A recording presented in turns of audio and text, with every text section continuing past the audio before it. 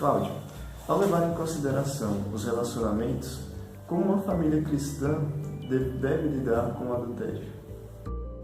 Nós fizemos um estudo hoje, uma exposição a respeito da mulher acusada de adultério, né? Nós levantamos alguns aspectos a respeito dessa definição do adultério naquele tempo. A gente precisa levar em consideração, em primeiro lugar, que era uma sociedade poligâmica, né?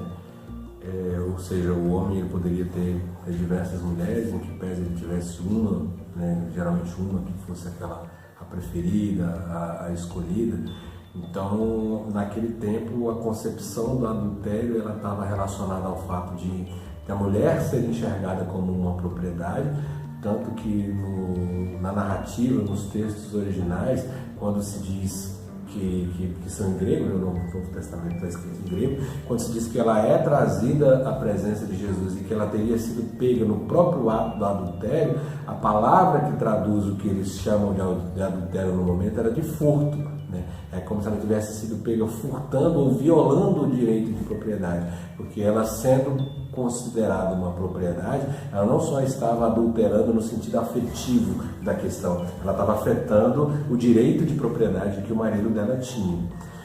Tinha uma outra questão religiosa que era o simbolismo da união, da relação do povo hebreu com Deus, e que era uma relação, era uma aliança que era vista como um casamento. Então o adultério ele também tinha esse caráter de que a pessoa, quando ele era admitido, quando ele era considerado, ele simbolizava a adoração ou a idolatria do povo hebreu, que era o povo escolhido para a nova aliança, né? Que nós como espíritas conhecemos como a primeira revelação, que é o advento do Deus único, né?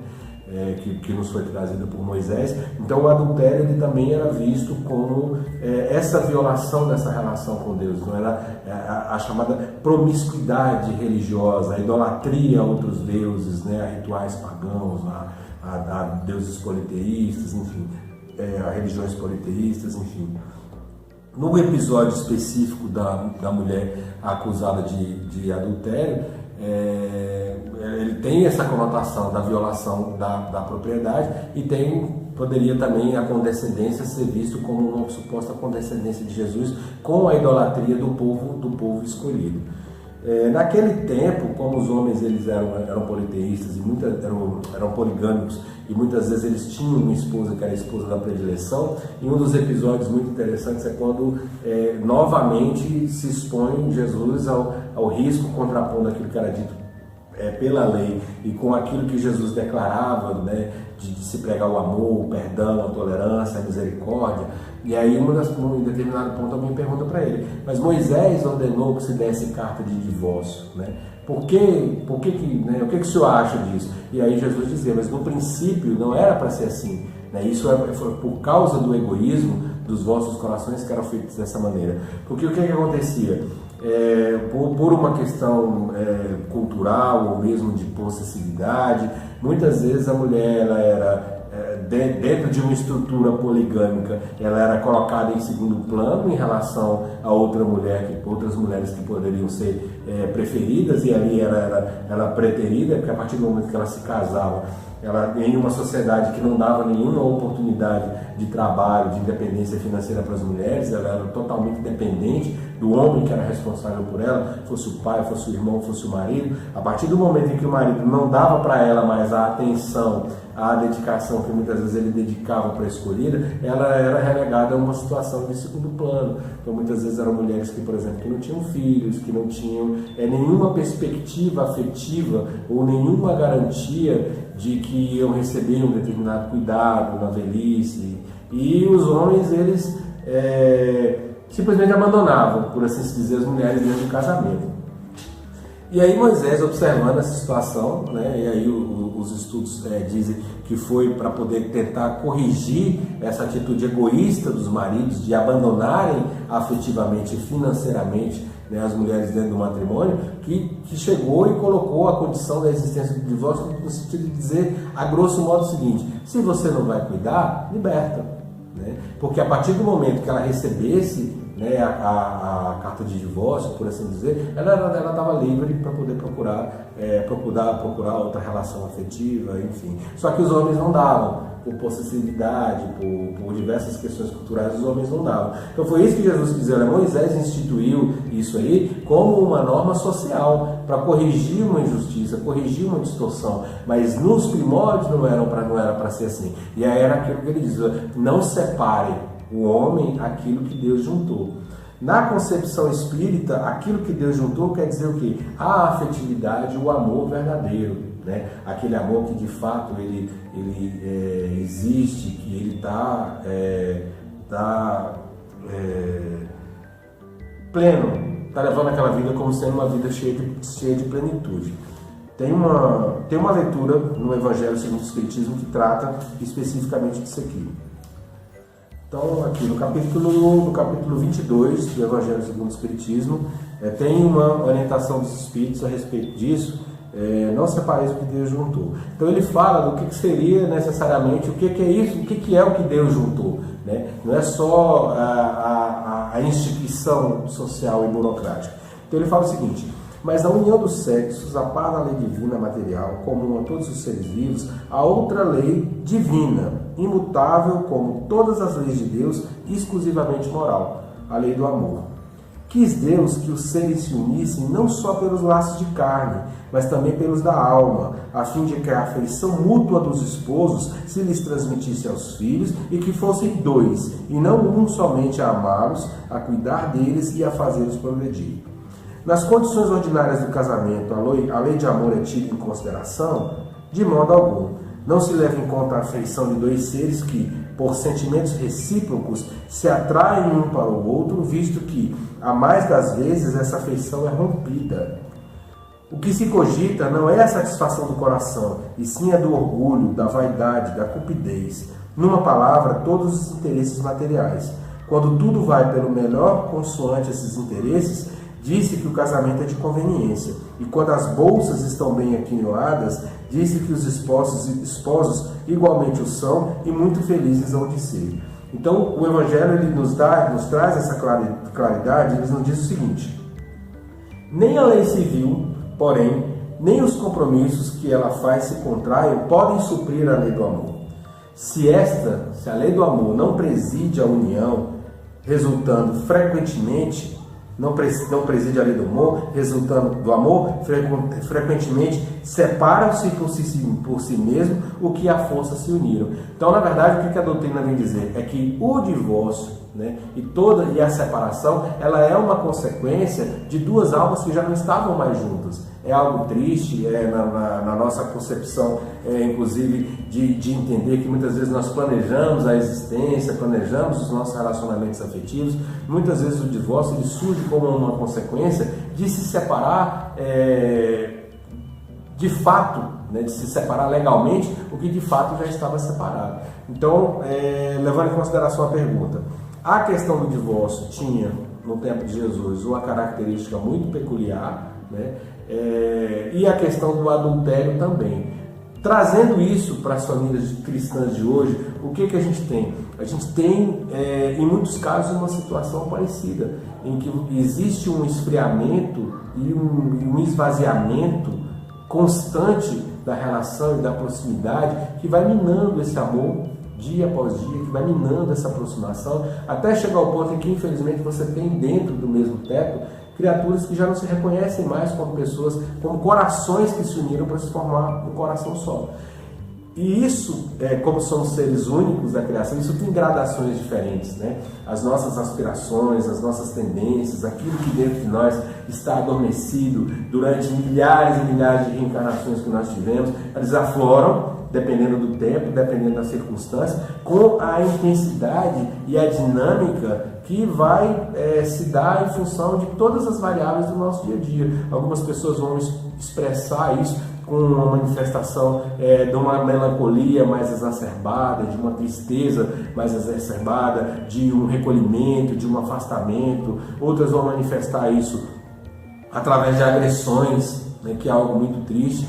outras vão manifestar isso através do adultério, inclusive da traição. Então, o que as famílias precisam enxergar? É tentar enxergar o que é que está acontecendo para que isso tenha resultado. É algo difícil de perdoar, né? Porque é uma dor muito grande e que a literatura e os especialistas dizem que o mais recomendável é que você tenha condição de se lançar um olhar de amorosidade para a situação, no sentido de tentar compreender qual foi a contribuição do casal para que aquela situação chegasse, a situação que chegou.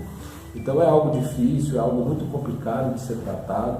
Eu entendo que inclusive envolva um comprometimento, né, de cada um dos dois que estão envolvidos ali, um comprometimento muito grande, algo que vai ser um objeto ali de muita, né, um fato de muita dor, de muito sofrimento, de muito resgate, né? É algo de fato muito triste de se acontecer. Então, se pudesse dizer, e aí como eu não sou psicólogo, eu não sou, né, nenhum terapeuta, eu não sou ninguém da área, e eu entendo que é uma dor muito profunda e que isso precisa ser tratado da melhor maneira possível, com todas as ferramentas que são disponíveis, o que a gente, observando da dinâmica da relação, pode entender, pode recomendar ou refletir que pudesse servir como uma profilaxia. É você entender o relacionamento como um jardim, como uma planta que precisa ser cultivada todos os dias, né? A todo instante. A gente costuma dizer, e aí na carta aos Coríntios, né, que se costuma ler muito nos casamentos, né? Ainda que eu falasse a língua dos homens e dos anjos, né, e tivesse todos os talentos e todos os dons, sem amor eu nada teria, nada seria, nada valeria.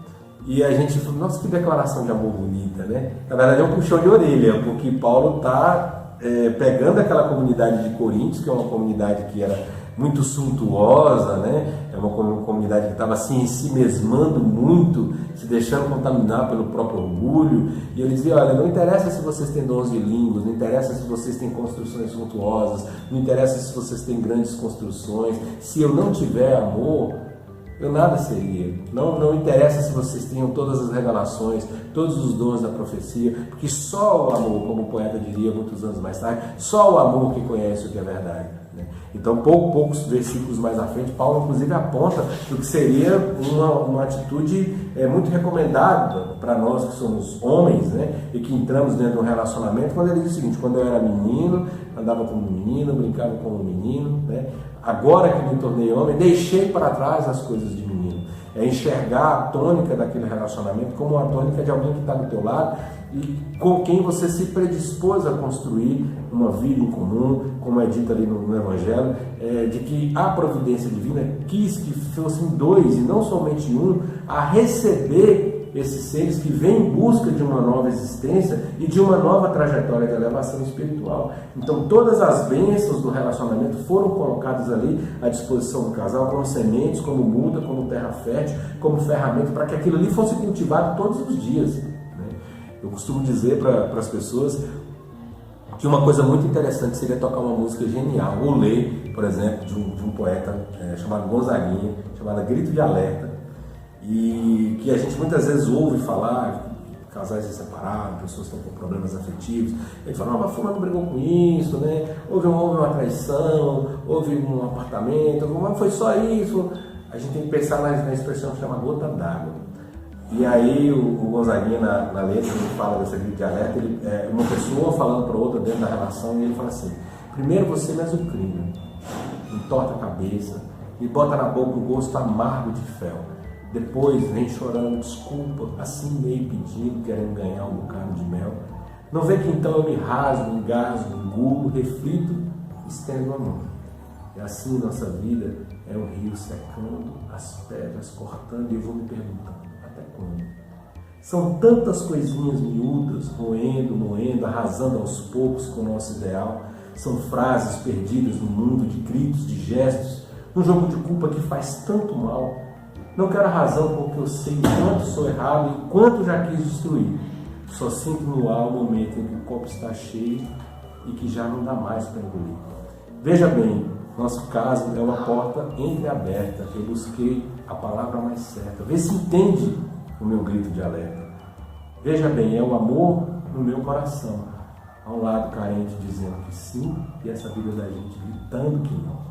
Então, se a gente observar que isso é uma construção do dia a dia, são as pequenas vicissitudes do dia a dia que vão enchendo esse copo de veneno. E até que chegou o ponto, falou, uma pessoa foi embora por causa do natural molhado em cima da cama, a pessoa foi embora por causa, né, de uma discussão. Não, aquilo ali foi a gota d'água. Foi quando o copo entornou e já não suportava mais veneno ali dentro.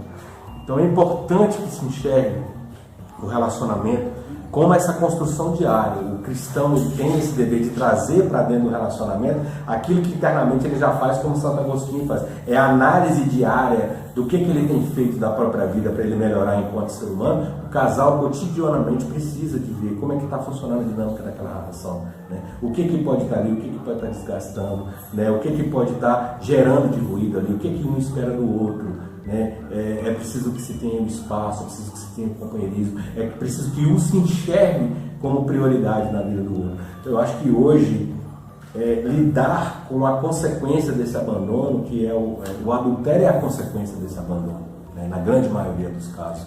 É interessante que os casais cristãos possam buscar essa prevenção desde o primeiro dia de namoro, desde o primeiro dia de noivado, desde o primeiro dia de casamento. Porque eu acho que é o caminho mais seguro, entender que o relacionamento ele precisa ser cultivado, precisa ser tratado todos os dias.